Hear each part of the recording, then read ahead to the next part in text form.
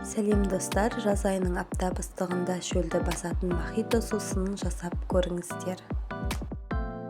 Ең алдымен бізге керекті заттар сироп және лимон және жалбыз.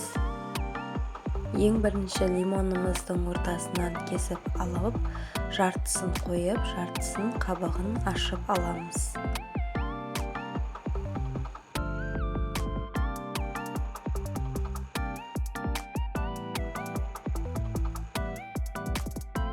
Одан кейін лимонымызды сүйектерінен тазалап отырып, төртбұрышты етіп тураймыз.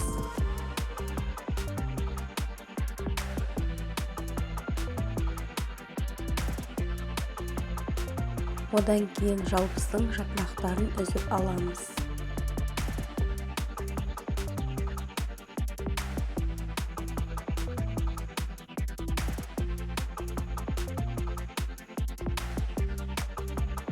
Одан кейін жалбыздың жапырағы мен лимонымызды ет тартқыштан жақсылап өткізіп аламыз.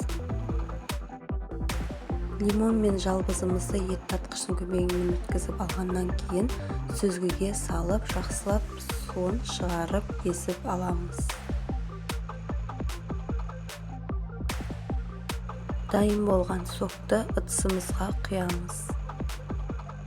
Одан кейін сиробымызды құятын боламыз. Мен осындай мохитоның лайм сиробын қолданамын. Енді жалбыздың жапырағын және лимонды кесіп ыдысымыздың ішіне саламыз. Енді үстіне мұздап тұрған сарыағашымызды құямыз. Сіздерде мұз болса, мұз кесектерін салып жіберулеріңізге болады.